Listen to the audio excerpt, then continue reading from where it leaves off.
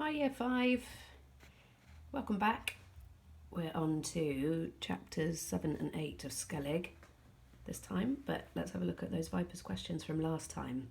From chapter 5 and chapter 6, could you name Michael's school, and could you give the name or nickname of 3 adults in the school?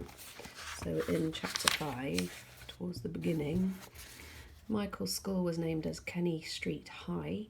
His friends there were Leaky and Coot, but that's not what you were asked to find. You were asked to find the names of some of the staff there, or adults there. They were nicknamed, don't know if you can see this so well, the light's not very good today, it's gone grey. Rasputin, who obviously leads singing and maybe an assembly. Yeti, who was obviously one of the adults that was shouting down the corridors to get people to keep left, just as we do. Monkey Mitford, who went red in the face when they didn't know their fractions, so that was probably a maths teacher. Miss Clarks, who got tearful when she told them the story of Icarus, so perhaps the history teacher there. And of course Mrs. Dando, who we referred to in the third question. I asked whether you could explain Michael's mood as he travels on the bus to school, and what makes you think this? Well, you could say that he was contemplative, that because he mentioned having time to think. Where are we? Yeah, so it's this section.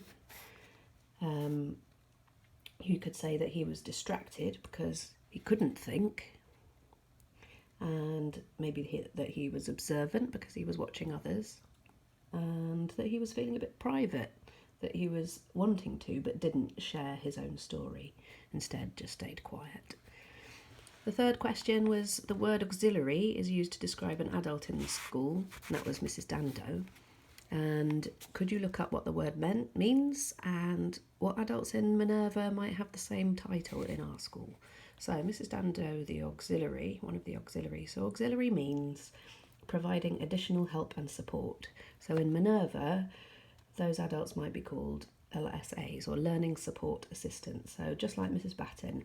And of course they give so much help and support. They are worth their weight in gold, our LSAs, and can give just as much support as a qualified teacher can.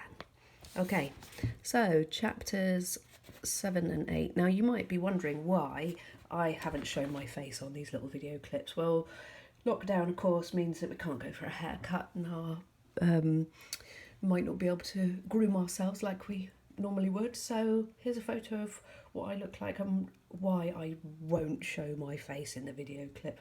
Oh dear, hair's got a bit long there. Anyway, today's Vipers questions. An inference question. What was Michael thinking when he spoke with Skellig for the first time?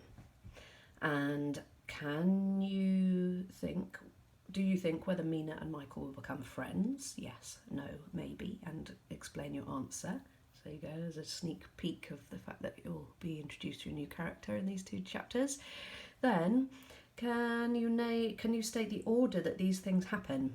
Skellig eats a blue bottle, which is a type of fly. Skellig eats a spider. And Skellig asks for an aspirin, which is a type of painkiller. Okay, chapter 7.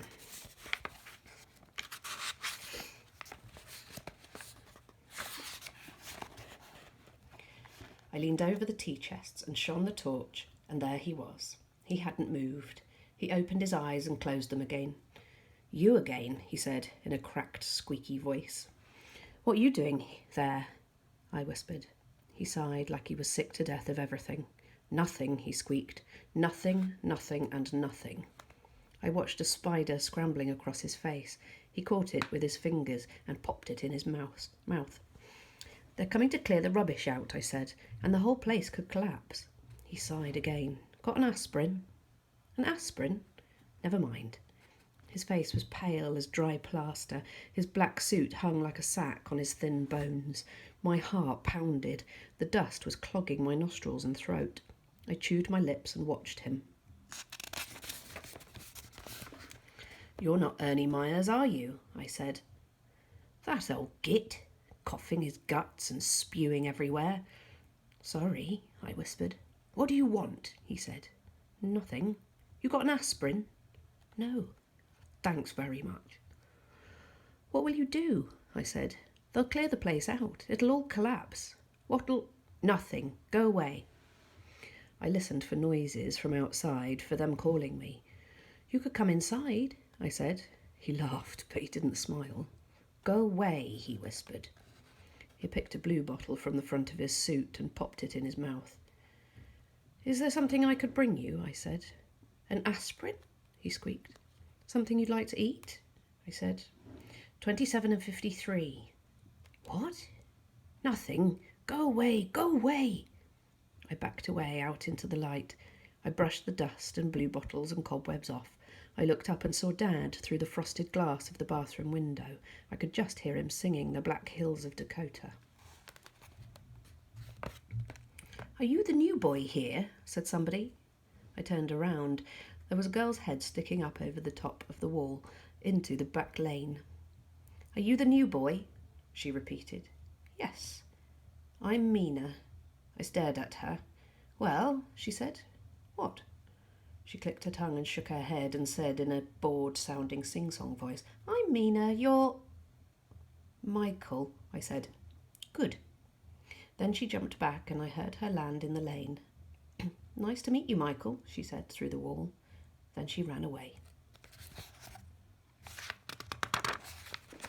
Chapter 8.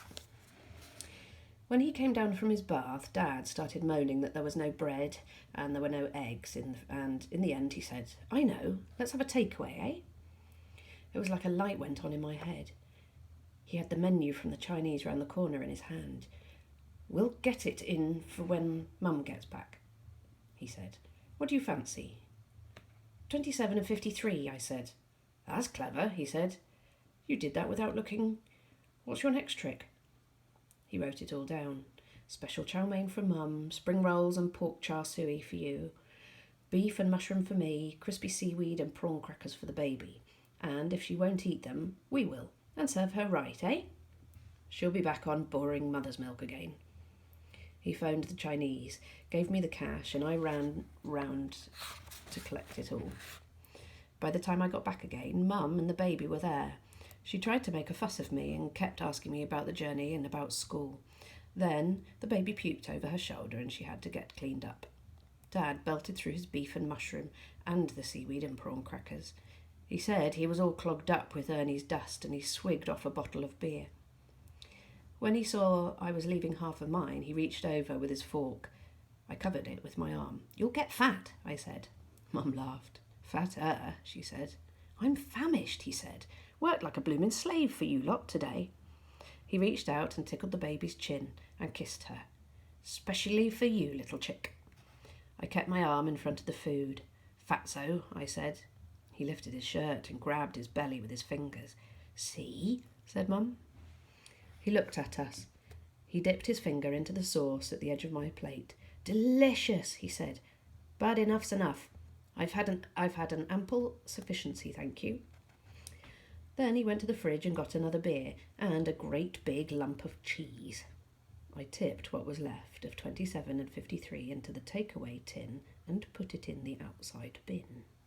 That's a puzzle. Wonder why he did that. That's the end of the chapter, so we'll read that next time.